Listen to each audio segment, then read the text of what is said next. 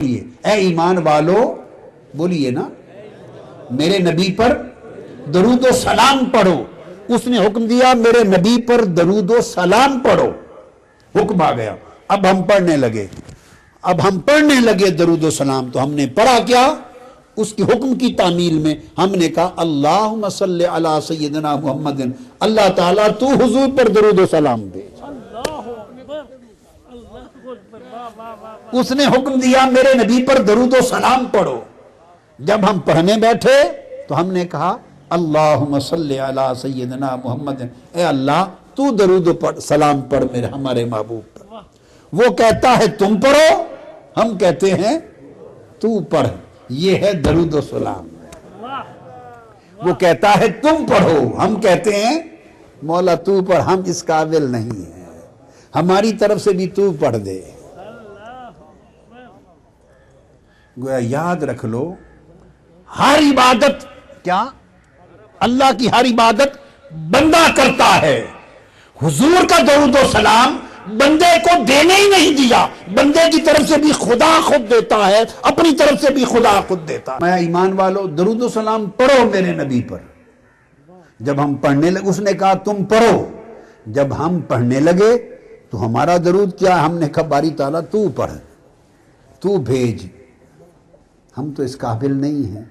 تو جب اپنے آپ کو نکال ہی دیا درود سے بھی اور سلام سے بھی تو قبول نہیں ہوگا تو کیوں نہیں ہوگا؟ چونکہ رد تو ہوتا ہی ہماری وجہ سے ہے. درود و سلام مصطفیٰ کا دائمی ہے، عارضی شے درمیان میں آنے نہیں دی. اور درود و سلام وہ عبادت ہے، اس کو فنا نہیں ہے، اس کو فنا نہیں ہے. میرے محبوب کے درود و سلام پر فنا نہیں ہے. وہ تب سے ہے جب سے زمانہ بھی نہ تھا، وہ تب سے ہے جب سے وقت نہ تھا.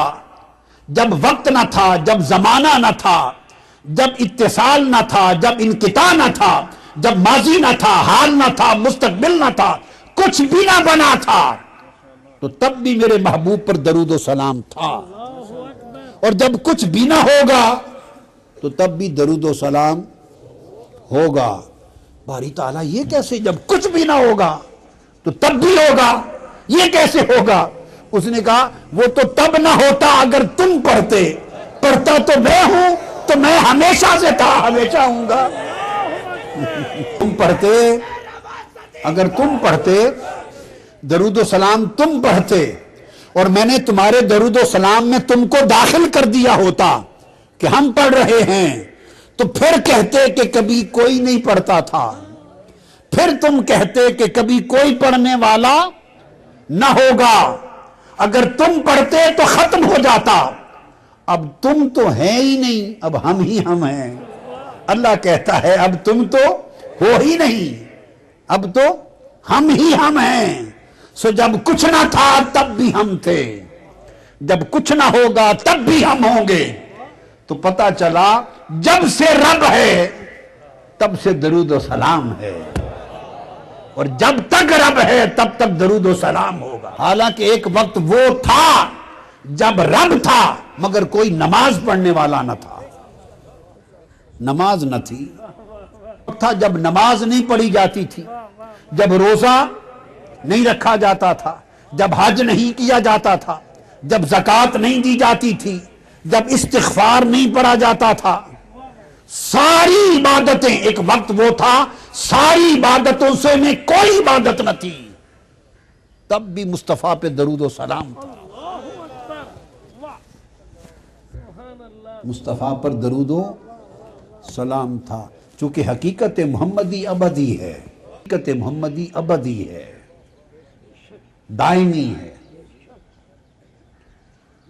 تو درود و سلام کی توفیق چھوٹی سی توفیق نہیں. تو اب اس کا مطلب یہ ہوا کہ جس کو درود و سلام دائمی ہے اور درود و سلام قطعی القبول ہے، سو جن کو درود و سلام کی توفیق مل جائے وہ بھی دائمی ہو جاتے ہیں.